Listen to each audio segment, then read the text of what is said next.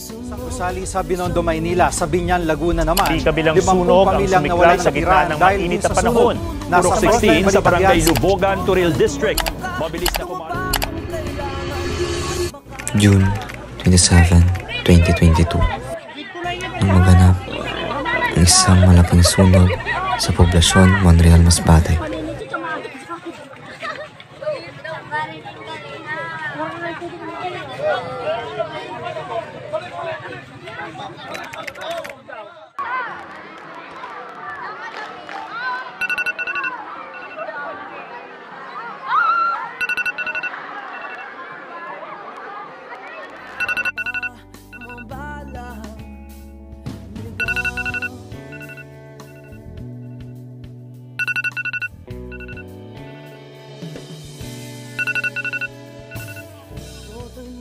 Huwag kang magpagabi, baka pagkamalangkat humandusay dyan sa tabi. Totoy, alam mo ba kung ano ang punot dulo ng di matapos tapos na paguluhan?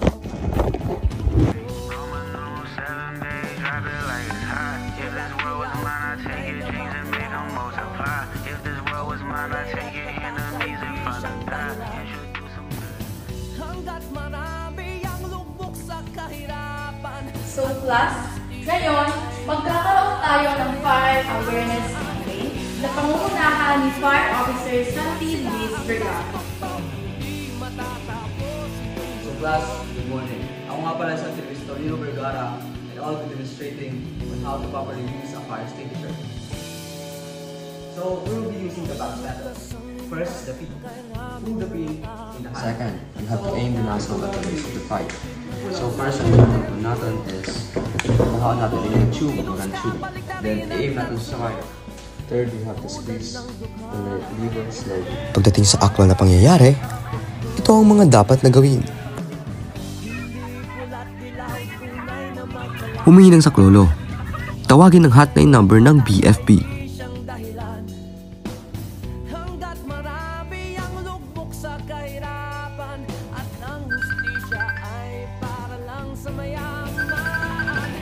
Habang may tatsulog at sila ang nastuktok, di matatapos itong gulo.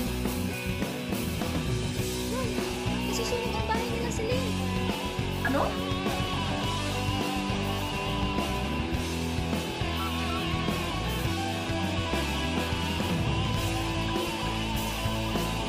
Tumulong o magbuluntaryo kung kaya.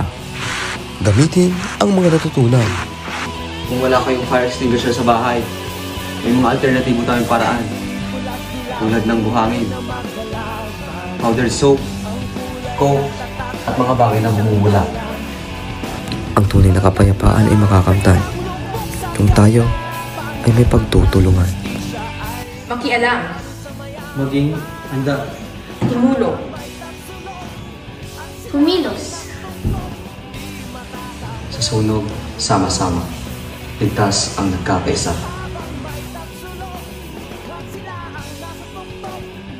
Sabi nga nila, laging tatandaan na ligtas ang may alam.